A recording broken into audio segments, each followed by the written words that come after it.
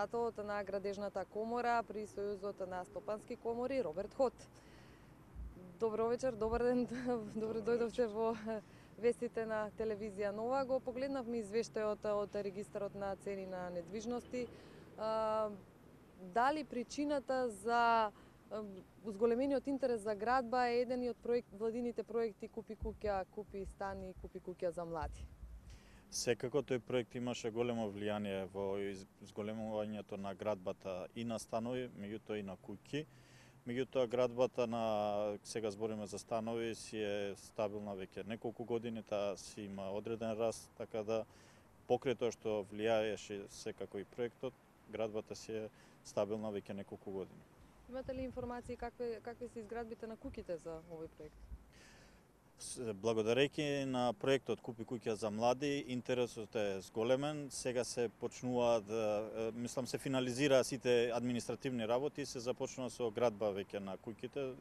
Конкретно зборувам за мојата компанија, каде што веќе за неколку дена стартуваме со изградба на куќите, одобрени од проектот Купи куќа за млади.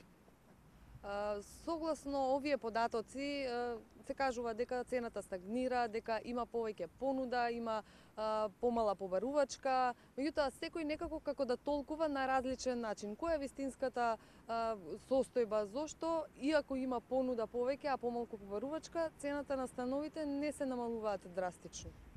Ова прашање е елаборирано во последните 3 години, барем од моја страна, 10 пати.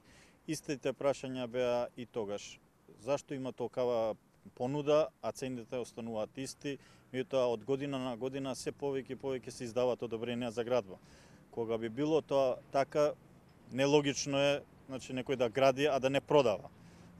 Можеби во моментот има повеќе понуда, отколку во моментот и што се побарува, но тоа не значи, бидејќи тоа е процес на градба која трае можеби 1 до 2 години, не значи дека во текот на градбата нема да се продадат тие станови, бидејќи е илузорно една градежна компанија на веќе непродаден објект да започне со изградба на нов голем објект. Меѓутоа тоа се проценти каде што можеби останале неколку непродадени станови, инвестицијата се обновува во друга градба, парите се вложуваат за нови градби, така да тоа е одговорот. Нема причина некој да гради, а да не продава станови. Според последните податоци од Државниот завод за статистика, повеќе дозволи за градба се издадени во Карпош, а помалку во аеродром. Претходно аеродром беше на прво место. Дали согласно овие податоци интересот за купување на станови се сели во Карпош? Јас повеќе мислам дека тука се работи за можеби повеќе мегапроекти што сега се почнуваат 1 до 2 мегапроекти во Карпош, каде што се градат капацитети со над 100 станови и тоа автоматски ја издигна, таа општина како во моментов каде што највеќе се гради. Меѓутоа се гради насекаде, се гради во аеродром, се гради во центар.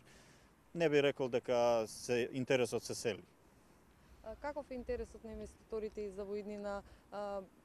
Има изградено 2500 станови баш во Скопје и ќе се градат уште 5000. Дали и во иднина фокусот останува за изградба на станови кои што исто така ќе се користат и за проектите Купи куќа, Купи стан?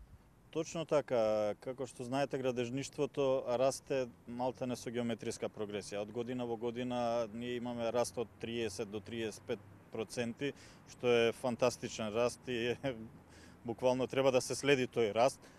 Сходно на тоа, овој сектор на градежништво, каде што се градат во високоградбата, тоа се во 90% финансиите се приватни.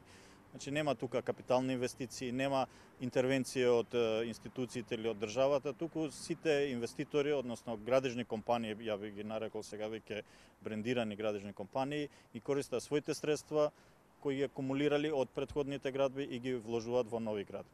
Ви благодарам на гостувањето во вестите.